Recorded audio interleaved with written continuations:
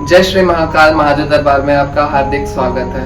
आज हम लोग वास्तु की इस क्लास में बात करेंगे पूजा कमरे के बारे में। घर में पूजा कमरा कैसा होना चाहिए, कहाँ होना चाहिए, पूजा करते समय हमारी नजर कहाँ होनी चाहिए, हमारी दृष्टि कहाँ होनी चाहिए, भगवान की दृष्टि कहाँ होनी चाहिए। हम आज इस बारे में बात करेंगे, क्योंकि अक्सर आपने लोगों को बोलते हुए सुना होगा, हम तो बहुत पूजा पाठ करते हैं, बहुत भजन कीर्तन करते हैं, पर पता नहीं हमारे घर में दुखों का इतना पहाड़ क्यों टूट पड़ा है, क्यों भगवान हमारी सुनते नहीं है।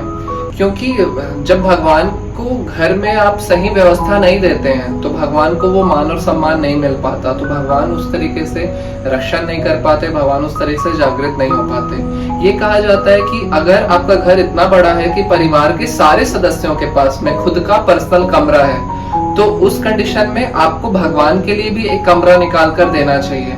पर अगर आपका घर अभी इतना बड़ा नहीं है कि परिवार के सारे सदस्यों के पास अपना खुद का सेपरेट कमरा हो, तो कम से कम घर में भगवान को एक कोना सम्मान पूर्वक आपको देना चाहिए। तो चलिए क्लास शुरू करते हैं फिर आज की। कुछ लोगों के घर में आपने ऐसी व्यवस्था देखी होगी कि जो वो लोग सीढ़ी चढ़कर जाते हैं, तो जो लैंडिंग वाला हिस्सा होता है, इसको ये लोग बिल्डर से बात करके थोड़ा सा एक्स्ट्रा बढ़वा लेते हैं, वहां स्लाइडर बना के पूजा का स्थान दे देते हैं। तो ये जो व्यवस्था है वास्तु की, ये अच्छी नहीं है। भगवान बहुत दुखी होते हैं इस चीजों के लिए। और आपने देखा होगा कई लोग सीढ़ी चढ़ के जाते हैं तो सीढ़ी के नीचे कुछ स्पेस खाली बच जाता है, वहां पे वो लोग पूजा का स्थान दे देते हैं। ये भी बहुत बड़ा वास्तु दोष बनता है। भगवान का स्थान, देवों का स्थान, उसके ऊपर अगर आपके पैर पड़ेंगे, आप अपना पैर रख के उस स्थान के ऊपर से जाओगे, तो भगवान आपको जीवन में आगे कैसे बढ़ने देंगे।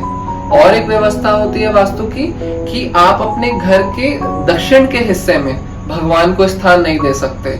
जब आप पूजा करो, भजन करो, तब आपका चेहरा पूर्व की ओर दृष्टि करना चाहिए या पश्चिम की ओर दृष्टि करना चाहिए। पूजा पाठ के समय, भक्ति के समय हमारा चेहरा न उत्तर की तरफ हो न दक्षिण की तरफ हो।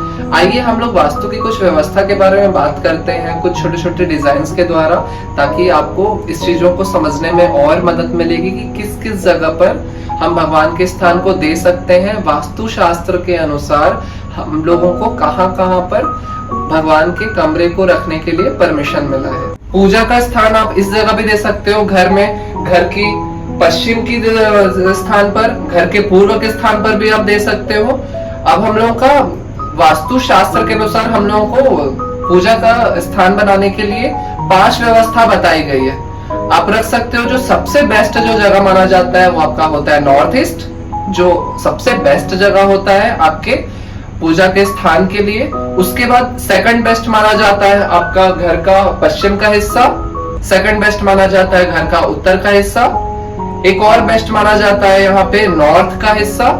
इस जगह पर भी आप पूजा का स्थान दे सकते हो। और घर के जो सबसे सेंटर का जगह होता है, ब्रह्म स्थान होता है, यहाँ पर भी आप पूजा का स्थान दे सकते हो। पर आपका प्रयास रहे कि पूजा करते हुए आपका चेहरा या तो पूर्व की ओर रहे या पश्चिम की ओर रहे।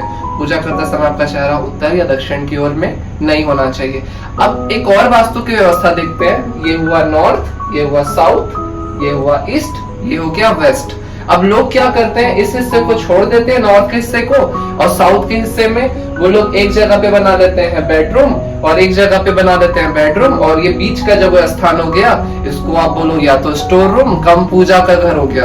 और ये जो जगह होता है ना, पूजा करने के लिए बहुत ही ज्यादा निषेध माना गया है। इस जगह पर हमको पूजा का स्थान बिल्कुल भी नहीं रखना है। अब कुछ लोग क्या करते हैं, जो साउथ ईस्ट का जो जगह होता है, साउथ ईस्ट के जगह में पूजा का स्थान देते हैं। जो आग्नेय का जो स्थान होता है, ये अग्नि का होता है, ये शुक्र का स्थान होता है। देवों के देव महादेव में आप लोगों ने देखा होगा, जो शुक्राचार्य थे वो भी महादेव के उपासक थे, लेकिन उनको दानवों का राजा बोला जाता है। तो कहीं ना कहीं अगर आप शुक्र के स्थान में जाकर आप पूजा पाठ करेंगे तो वो शुक्राचार्य के लिए तो वो जगह अच्छा रहेगा, लेकिन हमारे लिए वो जगह नहीं फलेगा। इसलिए जो अग्नि का स्थान होता है, इस जगह पर भी पूजा का स्थान निषेध बताया गया है। कहीं ना कहीं यहाँ पे पूजा को आप करते हो तो भगवान को वो रिस्पेक्ट नहीं मिल पाता, और वास्तु की व्यवस्था आपको बहुत परेशान करती है, बहुत तकलीफ देती है।